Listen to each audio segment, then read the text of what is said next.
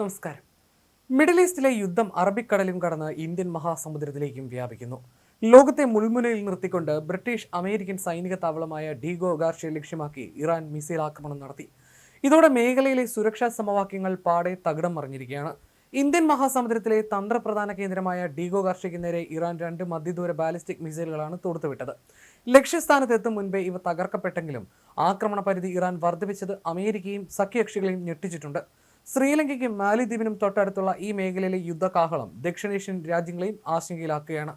കഴിഞ്ഞ ദിവസം American യുദ്ധവിമാനങ്ങൾക്ക് Iran അനുമതി നിഷേധിച്ച ശ്രീലങ്കയുടെ നടപടി വലിയ ചർച്ചയായിരുന്നു. ഇറാന്റെ ആക്രമണം ഭയന്നാണ് ലങ്ക ഈ കടുത്ത തീരുമാനമെടുത്തതെന്നാണ് സൂചന. ഡീഗോ ഗാർഷ്യ വരെ ഇറാന്റെ മിസൈലുകൾ എത്തുമെങ്കിൽ ശ്രീലങ്കയും അവരുടെ പരിധിയിലാണെന്ന തിരിച്ചറിവ് കൊളംബോയെ ജാഗരൂകരാക്കുന്നു. യുദ്ധം ആഗോള സമ്പദ് വ്യവസ്ഥയെ തകർക്കുന്ന സാഹചര്യത്തിൽ ഇന്ത്യൻ പ്രധാനമന്ത്രി നരേന്ദ്രമോദി മധ്യസ്ഥ ശ്രമങ്ങൾ ആരംഭിച്ചതായിട്ടാണ് റിപ്പോർട്ടുകൾ. സൗദി അറേബ്യ, UAE തുടങ്ങിയ ഗൾഫ് രാജ്യങ്ങളിലെ ഭരണാധികാരികളുമായി മോദി കഴിഞ്ഞ ദിവസങ്ങളിൽ ഫോണിൽ സംസാരിച്ചിരുന്നുവെന്നാണ് വിവരം. യുദ്ധം അവസാനിപ്പിക്കാൻ ഇന്ത്യയുടെ ഇടപെടൽ വേണമെന്ന് ഗൾഫ് രാഷ്ട്രങ്ങൾ ആവശ്യപ്പെട്ടതായിട്ടാണ് വിവരം. ഗൾഫ് രാജ്യങ്ങളിലെ എണ്ണപ്പാടങ്ങൾക്ക് നേരെ ഇറാൻ ആക്രമണം ശക്തമാക്കിയത് ദശലക്ഷക്കണക്കിന് ഇന്ത്യൻ പ്രവാസികളെയും ബാധിച്ചിട്ടുണ്ട്. സൗദിയിലും UAEയിലും ജോലി ചെയ്യുന്ന ലക്ഷക്കണക്കിന് മലയാളികൾ ഉൾപ്പെടെയുള്ളവരുടെ സുരക്ഷയിൽ കേന്ദ്ര സർക്കാരിന് വലിയ ആശങ്കയുണ്ട്. ഇവരുടെ തൊഴിലും ജീവിതവും അപകടത്തിലായ സാഹചര്യത്തിലാണ് ഇന്ത്യ മധ്യസ്ഥതയ്ക്ക് മുൻകൈയെടുക്കുന്നത്. ഹോർമസ് കടലിടുക്ക് വഴിയുള്ള ചരക്ക് നീക്കം പൂർണ്ണമായും നിലച്ചതോടെ ക്രൂഡ് ഓയിൽ വില കുതിച്ചുയരുകയാണ്.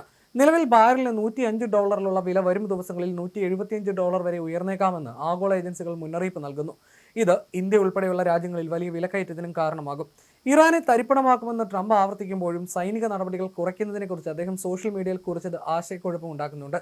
ബ്രിട്ടീഷ് പ്രധാനമന്ത്രി കീർ സ്റ്റാർമറെ ട്രംപ് രൂക്ഷമായി വിമർശിച്ചതും സഖ്യകക്ഷികൾക്കിടയിലെ ഭിന്നത പുറത്തു കൊണ്ടുവന്നു. എന്നാൽ ഇറാന്റെ എണ്ണ കൈമാറ്റത്തിന് 30 ദിവസത്തെ ഇളവ് നൽകാൻ അമേരിക്ക തയ്യാറായതും ശ്രദ്ധേയമാണ്.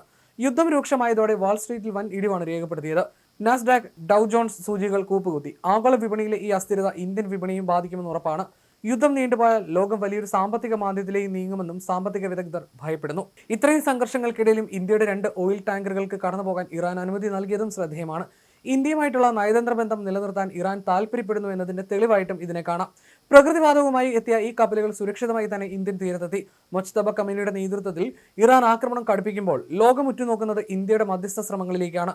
ട്രംപിന്റെ കടുത്ത നിലപാടുകളും ഇറാന്റെ പ്രകോപനങ്ങൾക്കുമിടയിൽ സമാധാനത്തിന്റെ പാത തുറക്കാൻ മോദിക്ക് കഴിയുമോ എന്നാണ് ഇനി അറിയേണ്ടത്. അതേസമയം ഇറാനിൽ നേരിട്ടുള്ള സൈനിക വിന്യാസത്തിന് അമേരിക്ക വിശദമായ പദ്ധതികൾ തയ്യാറാക്കിയതായി CBS ന്യൂസ് റിപ്പോർട്ട് ചെയ്തിരുന്നു. ഇറാൻ ഭരണകൂടത്തിനെതിരെയുള്ള വ്യോമാക്രമണം 3 ആഴ്ച പിന്നിടുന്ന സാഹചര്യത്തിലാണ് നിർണായകമായ ഈ നീക്കം.